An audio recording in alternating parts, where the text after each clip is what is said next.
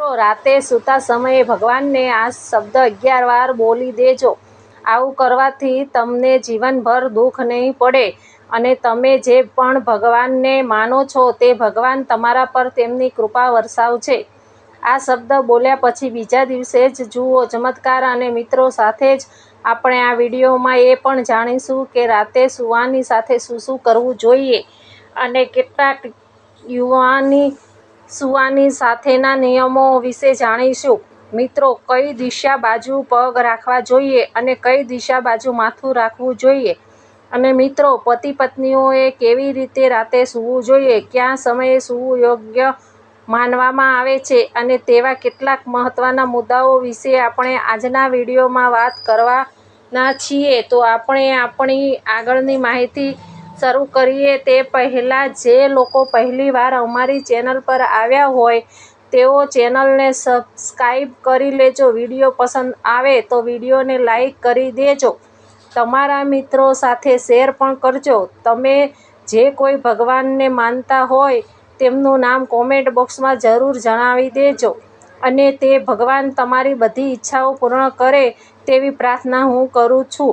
ચાલો આપણે આપણી સૂવા સંબંધિત કેટલીક મહત્વપૂર્ણ જાણકારીઓ જે હું તમને આજના વિડીયોમાં જણાવવા જઈ રહ્યો છું તે ચાલુ કરીએ. મિત્રો, જ્યારે આપણે રાત્રે સૂઈએ છીએ ત્યારે માત્ર આપણું બહારનું શરીર જ સૂવે છે.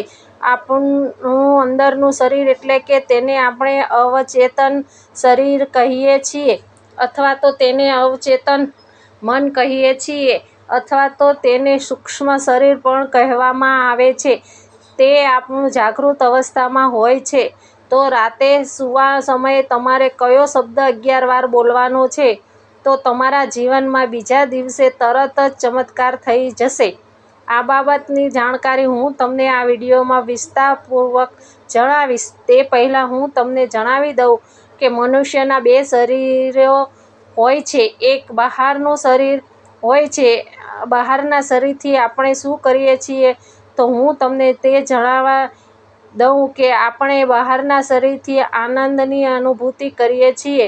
જેમ કે આપણે ઉદાહરણ લઈએ તો બહારની બાજુ કોઈ નૃત્ય થઈ રહ્યું હોય તો આપણે તે સાંભળીએ છીએ અને જોઈએ પણ છીએ. બહારના શરીરથી અવચેતન કરવાનું કામ હોય છે. એટલે કે આપણી આસપાસના થઈ રહેલી ક્રિયાઓને જોઈને આપણે આપણા મનને પ્રસન્ન કરીએ છીએ. પરંતુ આપણું આંતરિક શરીર તે આપણું પરમાત્મા સાથે જોડાયેલું હોય છે. એટલા માટે જે આપણે અવચેતન મનથી જે પણ કાર્ય કરવામાં આવે છે કે કોઈ પણ વસ્તુની પ્રાર્થના કરવામાં આવે છે તે પ્રાર્થનાઓ 100% સફળ થાય છે. અને સાથે જ જો તમને રાત્રે ભૂત પ્રેતથી ડર લાગે છે તો આ વિડીયોમાં તમને તેની પણ જાણકારી અવશ્ય મળવાની છે અને તેનું નિરાકરણ પણ થઈ જશે.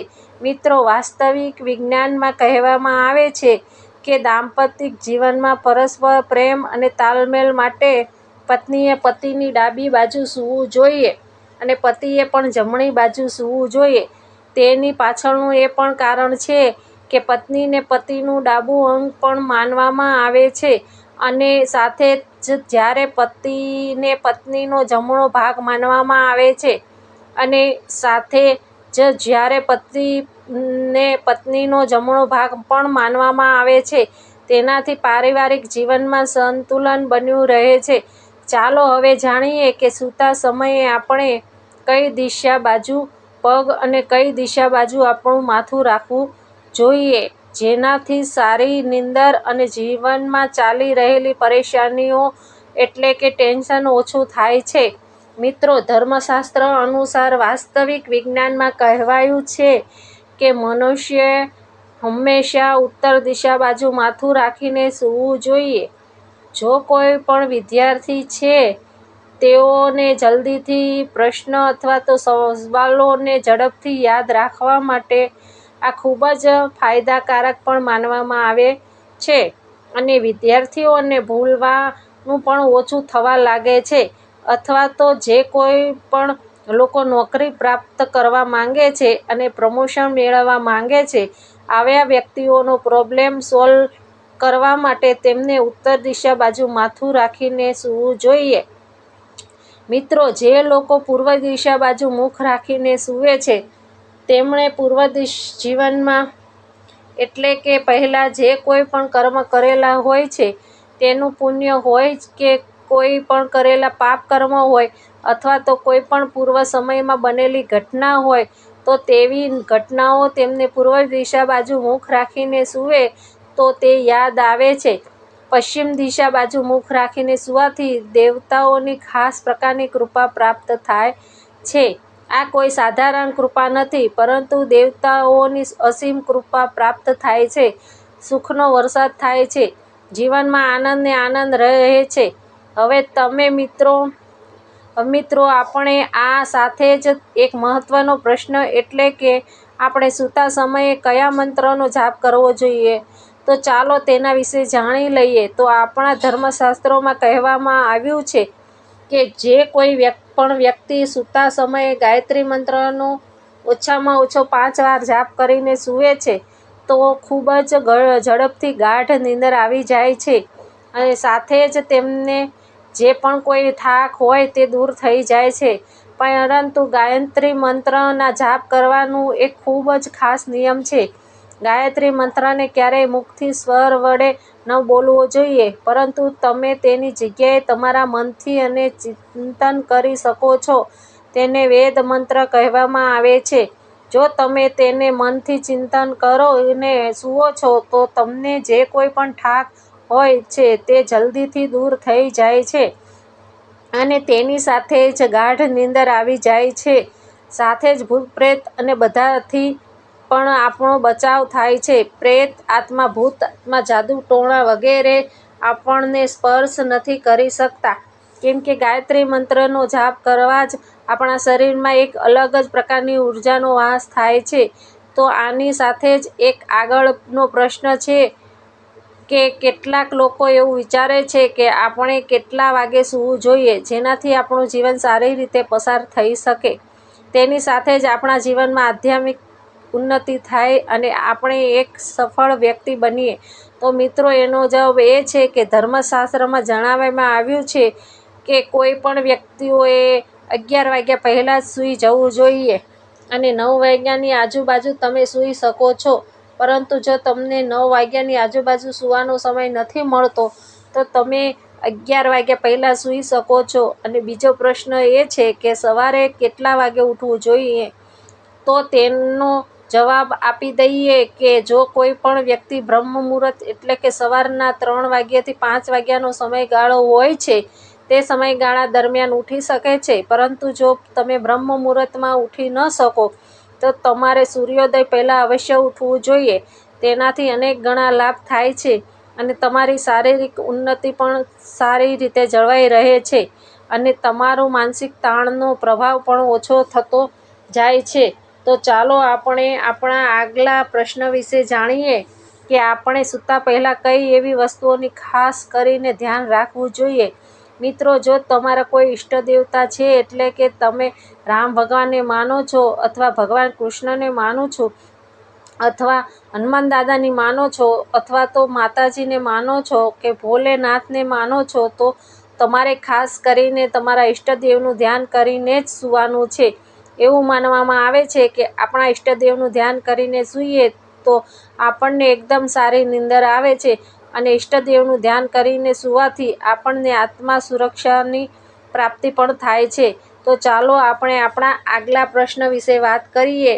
તે ખૂબ જ મહત્વનો પ્રશ્ન છે કે આપણે સૂતા સમયે એ કયા 11 શબ્દો છે જે બોલીને જ આપણે સૂવું જોઈએ તેનાથી આપણને અનેક ગણો લાભ થાય છે.